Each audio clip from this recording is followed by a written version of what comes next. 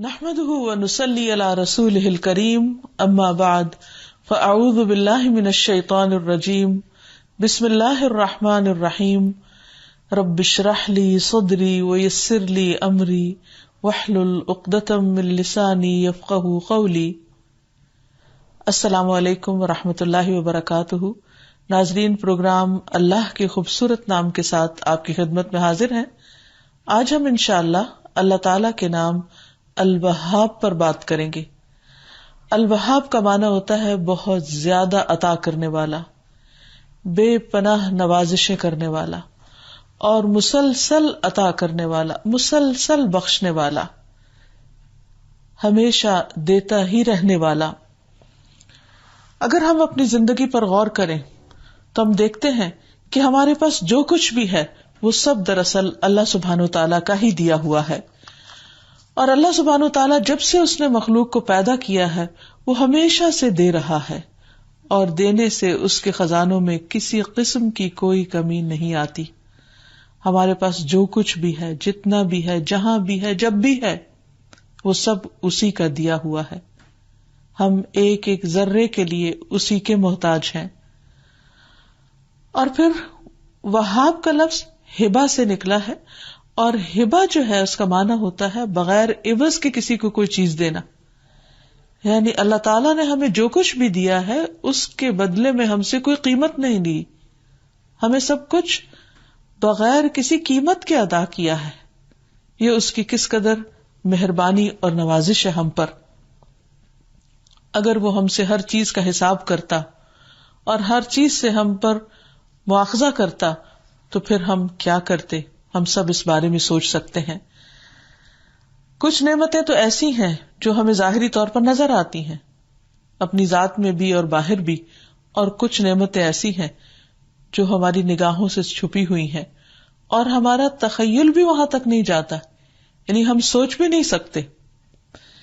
علوم و فنون کی روز بروز ترقی کے ساتھ بہت سے ایجادات اور بہت سی نئی نئی چیزیں ہمارے سامنے آتی ہیں، تو ہمیں جب پتہ چلتا ہے کہ یہ چیز بھی اللہ سبحانہ وتعالیٰ کی ایک نعمت ہے اور رحمت ہے اور اللہ ہی کی عطا کرتا ہے اور انسان خود سے اس کو بنا نہیں سکتا. اور ایسی بے شمار بہت ساری چیزیں ہیں کہ جن کے بارے میں ہم جانتے بھی نہیں. حقیقت یہ ہے کہ جیسے اللہ تعالیٰ نے خود فرما دیا وَمَا بِكُم مِّن نِّعْمَةٍ فَمِنَ اللَّهِ، کہ تمہارے پاس کوئی بھی جو نعمت ہے وہ دراصل اللہ تعالیٰ ہی کی دی ہوئی ہے. پھر اسی طرح بہت سے انعامات اور عطیات کے علاوہ جو ہماری غم ہیں ان کو دور کرنے والا اور غموں کو خوشی میں بدل دینے والا، ہماری محتاجی کو غنا سے بدل دینے والا، ہمارے ٹوٹے ہوئے دلوں کو جوڑنے والا، ہماری ضروریات کو پوری کرنے والا بھی وہی ہے، ہماری دعاؤں کا سننے والا اور جواب دینے والا بھی دراصل وہی ہے. جب ہم بیمار ہوتے ہیں تو ہمیں شفا بھی وہی دیتا ہے، اور جب ہمیں بھوک لگتی ہے تو کھلاتا بھی وہی ہے. حقیقت یہ ہے کہ سب کچھ اسی کا دیا ہوا ہے. اس کی دی ہوئی نعمتوں میں سب سے بڑی نعمت ہدایت کی نعمت ہے، اور یہ ہم سب پر اللہ سبحانہ وتعالیٰ کا بہت بڑا احسان ہے کہ اس نے ہمیں سیدھا راستہ دکھایا ہے. اسی لیے ہم دعا مانگتے ہیں کہ ربنا لا تزغ قلوبنا بعد اذ ہدیتنا وہب لنا من لدنک رحمہ انک انت الوہاب، کہ اے ہمارے رب ہدایت کی نعمت دینے کے بعد تو ہمارے دلوں کو ٹیڑھا نہ کرنا اور ہمیں اپنے پاس سے رحمت عطا کرنا، کیونکہ تو بہت زیادہ عطا کرنے والا ہے، تو بے حد و حساب نوازنے والا ہے. لہذا تو ہمیں اپنی رحمتوں سے نواز، اس دنیا میں بھی اور آخرت میں بھی. حقیقت یہ ہے کہ اگر انسان یہ چاہتا ہے کہ اللہ سبحانہ وتعالیٰ اس کو اپنی بخششوں سے نوازتا رہے تو پھر انسان کو چاہیے کہ ایک تو اس کی قدر کرے، دوسرے یہ کہ جو کچھ اس کے پاس ہے اسے اللہ سبحانہ وتعالیٰ ہی کی طرف سے سمجھے، اور پھر تیسرے یہ کہ وہ ملی ہوئی نعمتوں کی شکر گزاری کے طور پر ان انسانوں کو جو محروم ہیں انہیں اپنی طرف سے دیتا رہے، اس میں شریک کرتا رہے جو اللہ تعالیٰ نے اس کو عطا کیا ہے. اللہ سبحانہ وتعالیٰ کی بخشش کا جہاں تک تعلق ہے تو رسول اللہ صلی اللہ علیہ وسلم نے فرمایا اللہ عز و جل فرماتا ہے خرچ کرو تو میں بھی تم پر خرچ کروں گا. یعنی اگر ہم دوسرے انسانوں کے ساتھ بھلائی کا سلوک کریں گے تو اللہ تعالیٰ ہمیں بھی مزید عطا کرے گا. پھر فرمایا کہ اللہ تعالیٰ کا ہاتھ بھرا ہوا ہے، رات اور دن مسلسل خرچ کرنے سے بھی اس کی بخشش میں کچھ کمی نہیں ہوتی. اور فرمایا تم نے دیکھا نہیں کہ جب سے اللہ تعالیٰ نے آسمان و زمین کو پیدا کیا ہے وہ مسلسل خرچ کر رہا ہے، مسلسل دے رہا ہے، لیکن اس کے ہاتھ میں کوئی کمی نہیں ہوتی. اور پھر ہم دیکھتے ہیں اپنے چاروں طرف نگاہ دوڑا کر، یعنی اگر ہم اللہ تعالیٰ کی صفت کو سمجھنا چاہتے ہیں، اللہ تعالیٰ کے اس نام کو جاننا چاہتے ہیں تاکہ اللہ تعالیٰ سے ہماری محبت میں مزید اضافہ ہو، تو ہمیں اپنے گرد و نواح پر نظر دوڑانے کی ضرورت ہے. قرآن مجید میں اللہ تعالیٰ فرماتے ہیں سورۃ الرحمن میں وَالْأَرْضَ وَضَعَهَا لِلْأَنَامِ فِيهَا فَاكِهَةٌ وَالنَّخْلُ ذَاتُ الْأَكْمَامِ وَالْحَبُّ ذُو الْعَصْفِ وَالرَّيْحَانِ فَبِأَيِّ آلَاءِ رَبِّكُمَا تُكَذِّبَانِ.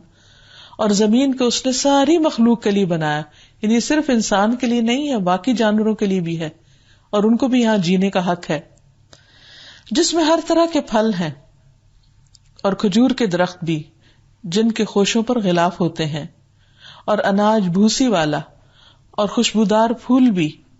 اے جن و انس، تم اپنے پروردگار کی کون کون سی نعمتوں کو جھٹلاؤ گے. یعنی یہ نعمتیں ہر طرف بکھری ہوئی ہیں. اگر انسان کی نعمتوں پر نظر جائے اور واقعی ان پر غور و فکر کرے تو پھر شکوے کی کوئی گنجائش ہی باقی نہیں رہتی، اور انسان پوری طرح اپنے دل و جان سے اپنے رب کا وفادار ہو جائے. لیکن عام طور پر ہماری نگاہ اللہ تعالیٰ کی نعمتوں کو دیکھ نہیں پاتی، جس کی وجہ سے ہماری زندگی عموماً مایوسیوں کا شکار رہتی ہے یا پریشانیوں کا. ہم صرف انہی باتوں پر بار بار سوچتے رہتے ہیں یا اس چیز پر بار بار کڑتے رہتے ہیں جس کی ہماری زندگی میں کوئی کمی ہوتی، حالانکہ ہمارا رب رحمان جس کے خزانے بھرے ہوئے ہیں، وَلِلَّهِ خَزَائِنُ السَّمَاوَاتِ وَالْأَرْضِ، جو آسمان و زمین کے خزانوں کا مالک ہے، وہ جب دینا چاہے جتنا بھی جس کو دینا چاہے اس کو کوئی مشکل نہیں. لیکن اگر کسی وقت وہ ہمیں کوئی چیز نہیں دیتا تو اس کے پیچھے کوئی بڑی حکمت کار فرما ہوتی ہے، اور ہم اللہ تعالیٰ کے اس فیصلے کو نہ سمجھنے کی وجہ سے بعض اوقات اللہ تعالیٰ سے ناراض رہتے ہیں اور پریشان رہتے ہیں. اللہ سبحانہ و تعالیٰ فرماتے ہیں أَلَمْ تَرَوْا أَنَّ اللَّهَ سَخَّرَ لَكُم مَّا فِي السَّمَاوَاتِ وَمَا فِي الْأَرْضِ وَأَسْبَغَ عَلَيْكُمْ نِعَمَهُ ظَاهِرَةً وَبَاطِنَةً. کیا تم دیکھتے نہیں کہ جو کچھ آسمانوں اور جو کچھ زمین میں ہے سب اللہ نے تمہارے لیے کام پہ لگا دیا ہے. یعنی آسمانی قوتیں بھی اور زمین کی قوتیں سب تمہاری خدمت پہ لگی ہوئی ہیں. جیسا کہ ایک اور جگہ پر فرمایا خلق لکم ما فی الارض جمیعا، کہ زمین میں جو کچھ ہے وہ سارے کا سارا تمہارے لیے بنایا ہے. یعنی اتنی بے شمار نعمتیں جن کو ہم گن نہیں سکتے وہ اللہ تعالیٰ نے انسان کی خدمت میں لگا دی ہیں، مسخر کر دی ہیں، اور فرمایا کہ اس نے اپنی تمام ظاہری اور باطنی نعمتیں تم پر پوری کر دی ہیں. تو ہمارے لیے لازم ہے کہ ہم اس کے شکر گزار بندے بنے، ورنہ اس کے دینے میں، اس کی عطا میں، اس کی بخشش میں کچھ کمی نہیں.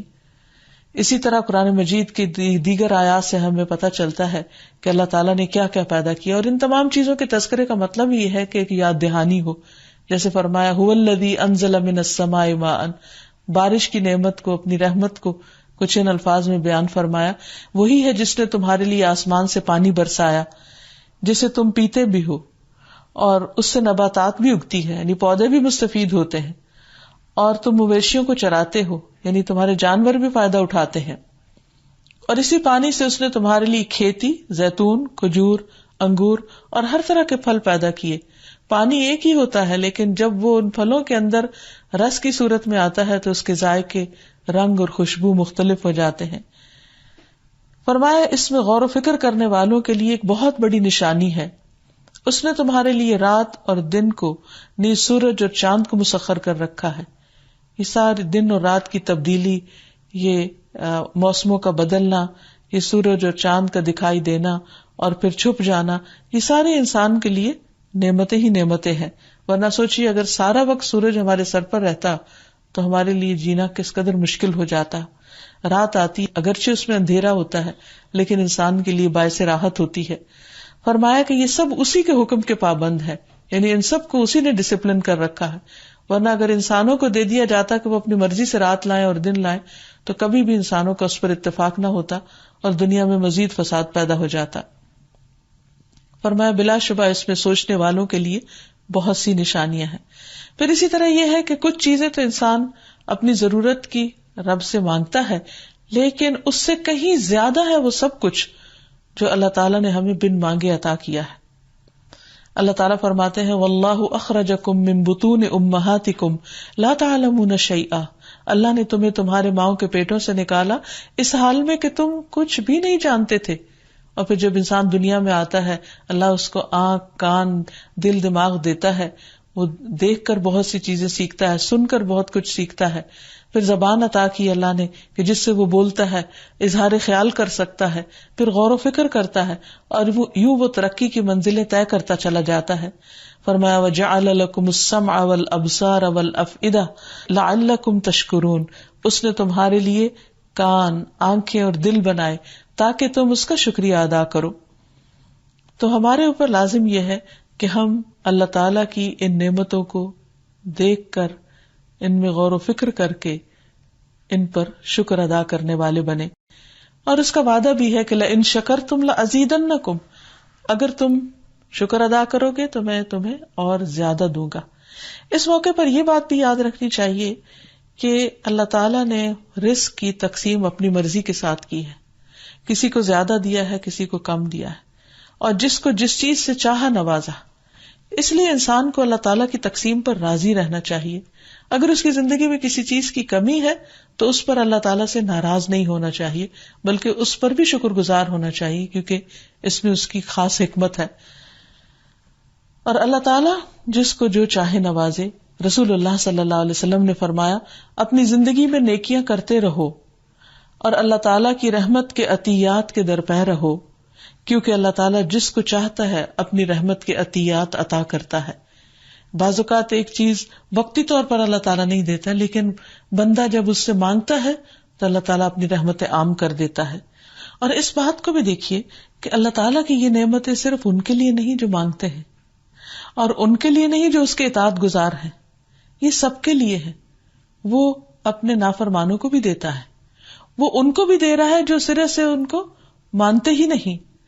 رسول اللہ صلی اللہ علیہ وسلم نے فرمایا جب تم دیکھو کہ ایک آدمی کو اس کی برائیوں کے باوجود دنیا میں رزق دیا جا رہا ہے تو سمجھ لو کہ اس کو اللہ تعالیٰ کی طرف سے ڈھیل دی جا رہی ہے، یعنی اگر نافرمانی کے باوجود مل رہا ہے تو یہ ہمارے لیے سرکشی میں اضافے کا باعث نہ ہو، بلکہ انسان اللہ کی نعمتوں کو پا کر اسی کا وفادار بن جائے۔ اب دیکھیے کہ جانوروں کے اندر آپ دیکھیے، بلی کتے کو آپ دیکھیے کہ جو ان پر احسان کرتا ہے وہ اس کے وفادار بن جاتے ہیں، لیکن انسان اپنے رب کا بڑا ہی ناشکرا ہے۔ پھر اسی طرح ہم دیکھتے ہیں کہ اللہ تعالیٰ یہ بھی فرماتے ہیں کہ وہ انسان کو اتنا کچھ دیتا ہے کہ جس کو انسان شمار بھی نہیں کر سکتا۔ فرمایا وَآتَاكُم مِّن كُلِّ مَا سَأَلْتُمُوهُ، اس نے وہ تمہیں سب دیا جو تم نے مانگا۔ وَإِن تَعُدُّوا نِعْمَتَ اللَّهِ لَا تُحْصُوهَا، اگر تم اللہ کی نعمتوں کو گننا چاہو تو گن بھی نہیں سکتے۔ یہاں یہ بات بھی یاد رہے کہ اللہ سبحانہ وتعالیٰ اپنی اس صفت میں اکیلا ہے، یعنی وہ الوہاب ہے، اور ایسا الوہاب یعنی دینے والا، بخشنے والا کوئی اور ہے ہی نہیں۔ انسانی رشتوں میں آپ دیکھیے، انسانوں کے اندر مالدار کو دیکھیے، انسانوں کے اندر علم والوں کو دیکھیے، ہر ایک کے اندر کہیں نہ کہیں کچھ کمی ہے، اور پھر اس کے دینے میں بھی کمی ہے، یعنی وہ اگر دینا بھی چاہے تو ایک حد سے زیادہ دے نہیں سکتا۔ اور انسانوں میں عموماً کیا ہوتا ہے کہ جب وہ کسی کو کچھ دیتے ہیں تو ان کے اپنے مال میں سے کمی ہو جاتی ہے یا اپنے حصے میں سے کچھ کمی ہو جاتی ہے، لیکن اللہ سبحانہ وتعالیٰ جب دیتا ہے تو کہیں کسی بھی قسم کی کمی نہیں ہوتی۔ پھر اسی طرح اولاد بھی اللہ تعالیٰ کی دین ہے، اور اولاد کی جو تقسیم ہے وہ بھی اللہ تعالیٰ کی طرف سے ہے۔ جس کو چاہتا ہے بیٹے عطا کرتا ہے، جس کو چاہتا ہے بیٹیاں دیتا ہے، جس کو چاہتا ہے دونوں ملا جلا کر دیتا ہے، اور اس پر بھی انسان کو ناراض نہیں ہونا چاہیے۔ اور اللہ تعالیٰ جو بھی انسان کو نوازے، چاہے بیٹا ہو یا بیٹی ہو، اس پر خوش ہونا چاہیے اور اللہ تعالیٰ کا شکر گزار ہونا چاہیے۔ پیغمبروں کو بھی جو اس نے اولاد دی، اس کو بھی اس نے دراصل اپنا عطیہ بتایا۔ مثلاً ابراہیم علیہ السلام کو اللہ تعالیٰ نے ایک لیٹ عمر میں اسماعیل علیہ السلام سے نوازا تھا، تو وہ اس پر دیکھیں کس قدر شکر گزار ہیں. وہ کہتے ہیں الحمدللہ الذی وہب لی علی الکبر اسماعیل، کہ اللہ کا شکر ہے جس نے مجھے بڑھاپے میں اسماعیل جیسا بیٹا عطا کیا. ان ربی لسمیع الدعاء، میرا رب تو دعا کا یقیناً سننے والا ہے. یعنی اس نے دیر سے دیا لیکن دیا ضرور. ہم دیکھتے ہیں کہ تمام پیغمبر اولاد کو اللہ سبحانہ تعالیٰ کا عطیہ سمجھتے ہیں، اسی کی بخشش سمجھتے ہیں، اسی کی عطا سمجھتے ہیں. اسی لیے جب ان کی اولاد نہیں ہوتی تو وہ اللہ ہی سے مانگتے ہیں، کسی اور سے نہیں. اور جب اولاد ملتی ہے تو اللہ تعالیٰ ہی کے شکر گزار ہوتے ہیں. زکریا علیہ السلام جن کے پاس اولاد نہیں تھی تو وہ اللہ سبحانہ تعالیٰ سے دعا کرتے ہیں کہ ربی حب لی من الصالحین، اللہ مجھے صالحین میں سے عطا کر، یعنی صالح بیٹا عطا کر. اسی طرح حب لی من لدنک ذریۃ طیبہ، اللہ مجھے اپنے پاس سے پاکیزہ اولاد عطا کر. تو اس سے بھی پتہ چلتا ہے کہ انسان جب مانگے تو اچھی چیز مانگے. اور پھر جب اللہ تعالیٰ نے حضرت زکریا کو بیٹا عطا کر دیا تو فرمایا وَوَهَبْنَا لَهُ يَحْيَىٰ وَأَصْلَحْنَا لَهُ زَوْجَهُ، کہ ہم نے اسے یحییٰ جیسا بیٹا عطا کیا اور اس کی بیوی کو اس کے لیے درست کر دیا. پھر اسی طرح اہل ایمان بھی اپنے اہل و عیال کے لیے جو دعائیں مانگتے ہیں ان میں بھی مشہور دعا ہے کہ جو وہ کہتے ہیں کہ ربنا هب لنا من ازواجنا وذریاتنا قرۃ اعین وجعلنا للمتقین اماما، کہ اللہ ہمیں اپنی اولاد اور اپنے بچوں میں سے آنکھوں کی ٹھنڈک عطا کر. یعنی جب اولاد نہ ہو تو مانگی جائے، جب ہو جائے تو شکر گزاری، اور پھر اس اولاد کی بھلائی اور بہتری اور اس میں آنکھوں کی ٹھنڈک کی دعا کی جائے. تو یہ سب چیزیں دراصل اللہ تعالیٰ ہی دینے والا ہے، اس لیے اہل ایمان اسی سے مانگتے ہیں. پھر اسی طرح ہم دیکھتے ہیں کہ داؤد علیہ السلام کے بارے میں بھی اللہ تعالیٰ فرماتے ہیں کہ وَوَهَبْنَا لِدَاوُودَ سُلَيْمَانَ، ہم نے ہی داؤد کو سلیمان جیسا بیٹا عطا کیا تھا. تو جب اولاد نیک ہو، اولاد قابل ہو، تو اس میں یہ نہیں سمجھنا چاہیے کہ یہ ہماری محنت اور ہماری کوشش سے یہ سب کچھ ہوا ہے. اس وقت بھی ایک بندہ مومن یہی سمجھتا ہے اور بار بار اپنے رب کی طرف پلٹتا ہے کہ اولاد کا دینا اور اس کی اچھی تربیت اور اس کا دنیا میں کامیابی کی منزلوں کو طے کرنا، یہ سب کچھ بھی دراصل اللہ سبحانہ تعالیٰ کا انعام ہے. کیونکہ اگر اللہ تعالیٰ کسی کو نہ دینا چاہے تو کوئی دے نہیں سکتا. قرآن پاک میں اللہ تعالیٰ فرماتے ہیں ما یفتح اللہ للناس من رحمت فلا ممسک لها وما یمسک فلا مرسل له من بعدہ، کہ اللہ اگر لوگوں کے لیے اپنی رحمت کا دروازہ کھول دے تو اسے کوئی بند کرنے والا نہیں، اور اگر اللہ اس کو بند کر دے تو پھر اس کو کوئی کھولنے والا نہیں. تو حقیقت میں یہ ہے کہ سب کچھ اسی کی طرف سے ہے. ہمارے ذہن میں یہ سوال پیدا ہو سکتا ہے کہ پھر یہ جو لوگ ایک دوسرے کو کچھ دیتے رہتے ہیں اور لوگوں کی کوششیں، ان کا پھر کیا حساب ہے یا وہ کہاں سٹینڈ کرتی ہیں؟ حقیقت یہ ہے کہ لوگ جس کو بھی کچھ دیتے ہیں وہ اللہ کے دیے ہوئے میں سے دیتے ہیں. اب مثلاً والدین اگر اپنی اولاد کو اچھی تعلیم و تربیت دیتے ہیں تو وہ کہاں سے دیتے ہیں؟ وہ بھی جو ان والدین پر اللہ تعالیٰ کے احسانات ہوتے ہیں، انعامات ہوتے ہیں، وہ اس میں سے اپنی اولاد کو دے رہے ہوتے ہیں. وہ ان کا ذاتی نہیں ہوتا، یہ ان کا اپنا کمال نہیں ہوتا. پھر اسی طرح اللہ تعالیٰ انسان کو نہ صرف یہ کہ اولاد دیتے ہیں، رزق دیتے ہیں، بلکہ علم اور حکمت بھی اللہ تعالیٰ ہی عطا کرتے ہیں. اس لیے قرآن مجید میں آتا ہے یؤتی الحکمت من یشاء ومن یؤت الحکمت فقد اوتی خیرا کثیرا، جس کو چاہتا ہے حکمت عطا کرتا ہے، وزڈم، دانائی، سمجھ بوجھ، اور جس کو یہ حکمت عطا کر دی گئی اس کو حقیقت میں بہت بڑا خیر مل گیا، بہت بڑی بھلائی مل گئی. پھر اسی طرح دعاؤں کی توفیق، نیک اعمال کی توفیق، یہ سب کچھ بھی اللہ تعالیٰ ہی کی طرف سے ملتا ہے. اور پھر دنیا میں بھی اور آخرت میں بھی جو کچھ انسان کو ملنے والا ہے وہ اللہ تعالیٰ ہی دیتا ہے، لیکن اس کے لیے انسان کو بھی کوشش کرنی چاہیے اور اس کے ساتھ ساتھ دعا بھی کرتے رہنا چاہیے.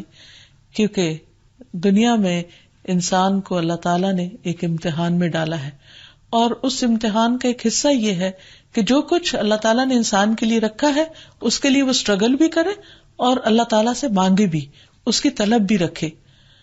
اور جب انسان یہاں اللہ تعالیٰ سے مانگتا ہے اور جب مل جاتا ہے تو شکر گزار ہوتا ہے اور اس کا کریڈٹ بھی اللہ تعالیٰ کو دیتا ہے، تو اللہ تعالیٰ ایسے بندوں کو آنر دیں گے، اور کل قیامت کے دن جب اپنے مومن بندوں کو جنت الفردوس سے نوازیں گے تو وہاں بندے پہ جو کچھ چاہیں گے، جو طلب کریں گے، وہ ان کی صرف خواہش پر ان کو مل جائے گا.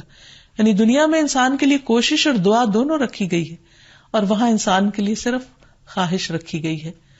حتیٰ کہ اگر انسان کچھ کھانا چاہے گا تو فوراً اسی شکل میں اس کے سامنے حاضر ہوگا.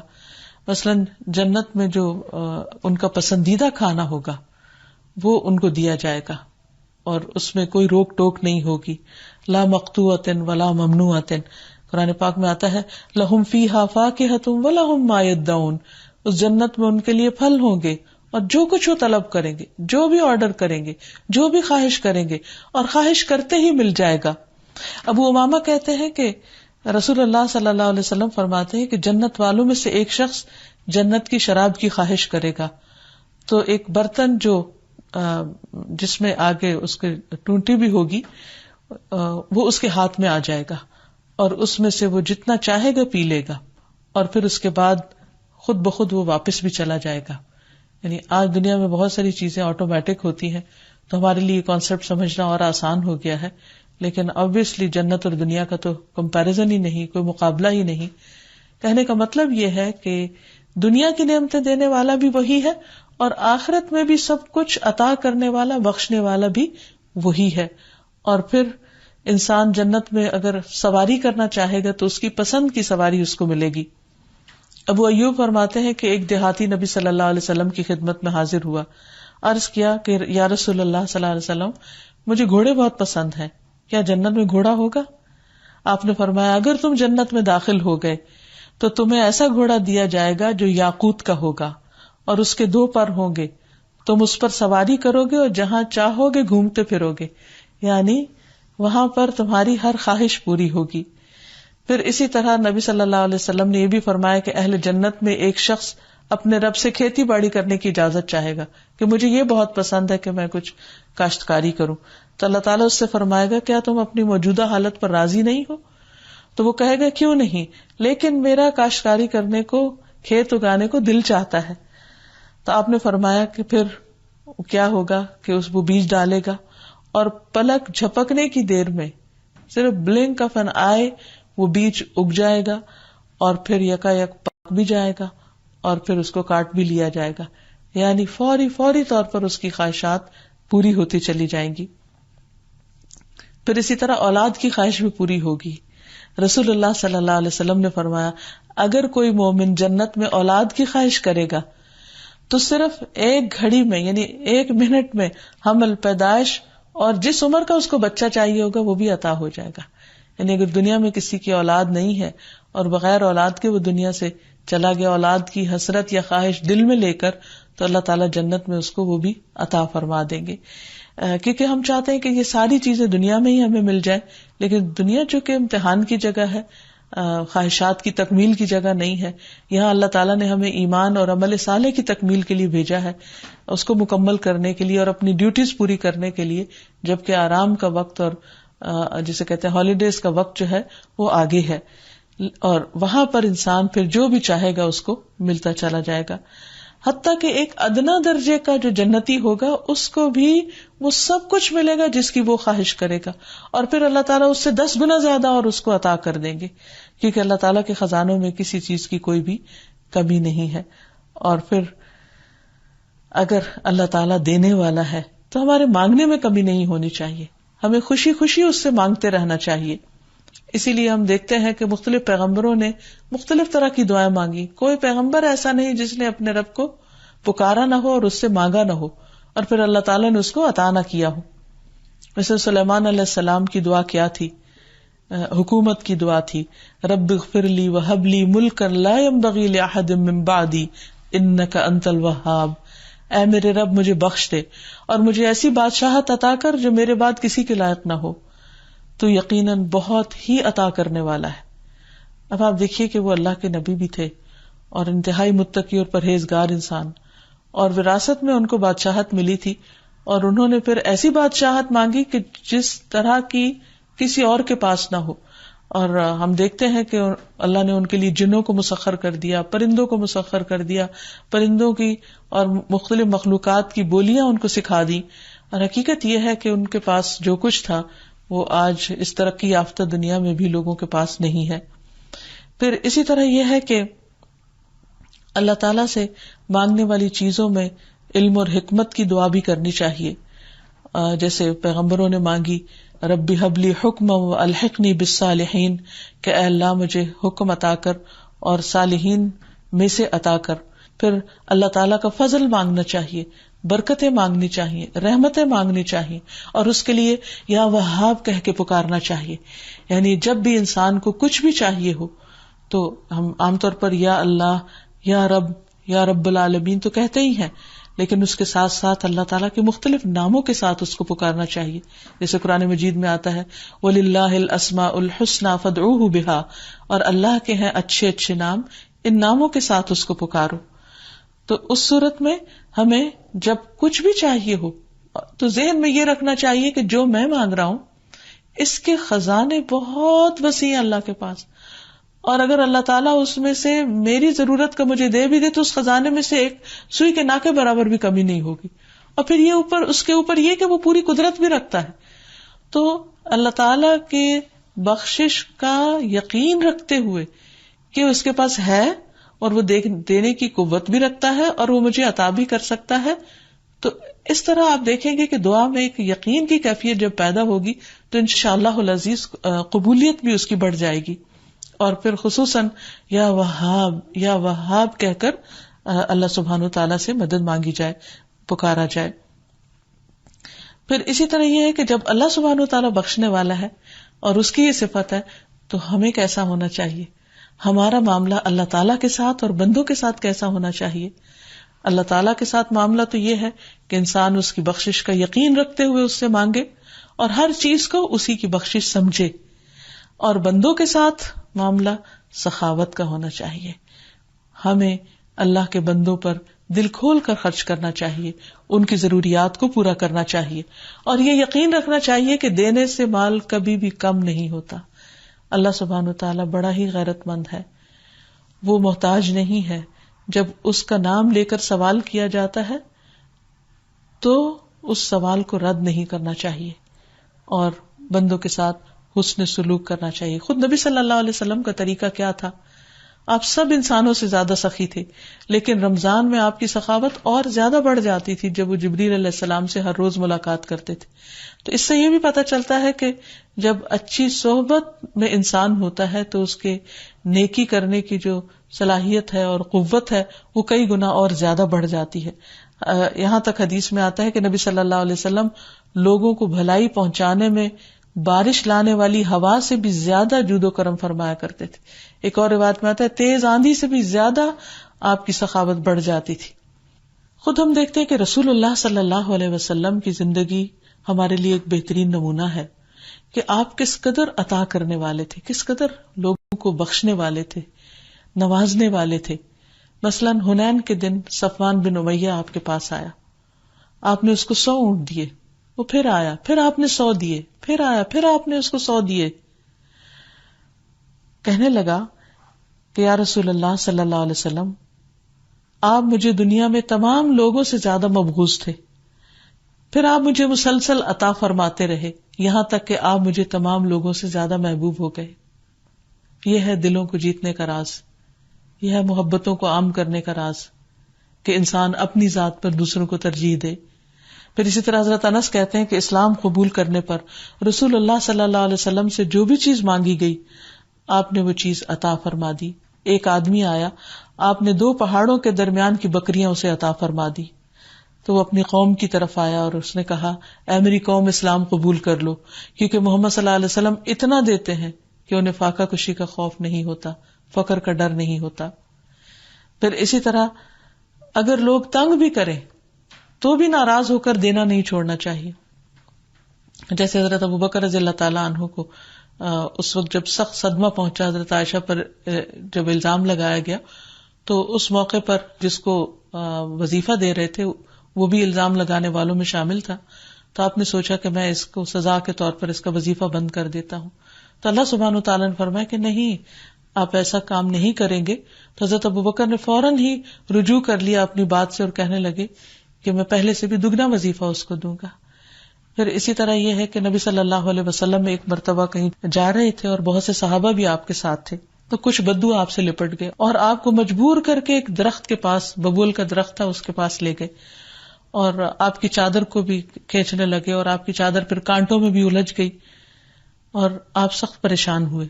لیکن اس ساری تکلیف کے باوجود بھی آپ نے ان کو جو انہوں نے مانگا وہ عطا کر دیا. بعض اوقات ایسا بھی ہوتا ہے کہ ہم اریٹیٹ ہو جاتے ہیں، غصے میں آ جاتے ہیں، اپنے بچوں کے ساتھ بھی ناراض ہو جاتے ہیں، اور اگر ہم انہیں کچھ دینے والے ہوتے ہیں تو ان کے رویے کی وجہ سے ان سے روک لیتے ہیں. لیکن نبی صلی اللہ علیہ وسلم نے ایسا کچھ بھی نہیں کیا اور آپ نے فرمایا اگر ان درختوں کے کانٹوں برابر بھی میرے پاس بکریاں ہوتی تو میں ساری تم میں تقسیم کر دیتا اور تم مجھے بخیل نہ پاؤ گے، بزدل نہیں پاؤ گے، جھوٹا نہیں پاؤ گے. پھر اسی طرح آپ صلی اللہ علیہ وسلم جب کسی کو قرض لوٹاتے تھے تو صرف قرض نہیں لوٹاتے تھے بلکہ اس سے بھی زیادہ عطا کرتے تھے. آپ صلی اللہ علیہ وسلم کے پاس ایک آدمی آیا اور اس نے آپ سے کچھ ادھار لیا. جب اس نے آ کے آپ سے قرض کا مطالبہ کیا تو آپ نے پہلے اس کو ادھار واپس کیا اور جتنا ادھار تھا اتنی ہی رقم اور عطا کر دی. آپ نے فرمایا کہ آدھا تمہارا قرض ہے اور آدھا میری طرف سے عطیہ ہے. پھر یہ کہ دینے کے بعد کسی سے بدلہ نہیں چاہنا چاہیے، بدلہ اللہ تعالیٰ سے ہی لینا چاہیے اور اسی سے امید رکھنی چاہیے، اسی سے ہی توقع رکھنی چاہیے کیونکہ وہ سب سے زیادہ عطا کرنے والا ہے. اگر انسان انسانوں سے بدلے کی توقع رکھتا ہے تو زیادہ زیادہ انسان کسی کو کیا دے سکتا ہے، لیکن اگر انسان اپنے رب کی رضا کے لیے کوئی کام کرتا ہے اور رب سے ہی توقع رکھتا ہے کہ وہ اس کو اجر عطا کرے گا تو ایسے اجر کا مقابلہ دنیا کی کوئی بھی دولت نہیں کر سکتی. اسی لیے اہل ایمان جب کسی بھوکے کو کھانا کھلاتے ہیں تو وہ کیا کہتے ہیں، انما نطعمکم لوجہ اللہ لا نرید منکم جزاء ولا شکورا، کہ ہم تمہیں اللہ کی خاطر کھلا رہے ہیں، ہم تم سے کسی قسم کا کوئی بدلہ اور شکریہ نہیں چاہتے. اسی طرح یہ ہے کہ انسان کو اپنی زندگی میں دوسروں کو کچھ نہ کچھ ہبہ کرنا چاہیے. یعنی اللہ سبحانہ وتعالیٰ کی اس صفت الوہاب کو جاننے کے بعد اپنے اندر دینے کی اور دینے میں وسعت لانے کی کوشش کرنی چاہیے، اور کسی کو جو ضرورت مند ہے صدقہ خیرات، جو ضرورت مند نہیں ہے اس کو تحفہ، تحائف، یا اسی طرح جہاں جہاں انسان نیکی کا کوئی موقع دیکھے کچھ نہ کچھ دینے والا ضرور ہو. پھر اسی طرح اپنا وقت دینا، اچھا مشورہ دینا، اور پھر آخری بات یہ کہ دینے کے بعد احسان نہیں جتانا، کیونکہ اللہ تعالیٰ فرماتے لا تبطلوا صدقاتکم بالمن والاذی، احسان جتا کر، اذیت دے کر اپنے صدقات کو ضائع نہیں کرو. اور دے کر واپس مانگنا کسی چیز کو، واپس لوٹانا، یہ تو انتہائی مکروہ چیز ہے.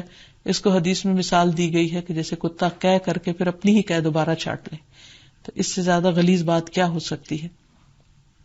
تو اسی طرح اگر کوئی شخص کسی کو دینے کے بعد اس سے واپس لیتا ہے اپنی چیز تو یہ اسلامی اخلاق کے اعتبار سے بہت ہی بدترین چیز ہے، اس سے منع کیا گیا ہے. حقیقت یہ ہے کہ اللہ سبحانہ تعالیٰ کے ان ناموں کی اگر ہمیں معرفت حاصل ہو جائے اور ہم اپنے طرز عمل کو اس کے مطابق بدل لیں تو ہماری زندگی بہت خوشگوار ہو جائے. یا رب العالمین، یا ارحم الراحمین، یا وہاب، تو ہمیں اپنی رحمت، ہدایت اور نیکیوں کی توفیق عطا فرما. وآخر دعوانا ان الحمد للہ رب العالمین. سبحانک اللہم وبحمدک، اشہد ان لا الہ الا انت، استغفرک واتوب الیک. السلام علیکم ورحمۃ اللہ وبرکاتہ.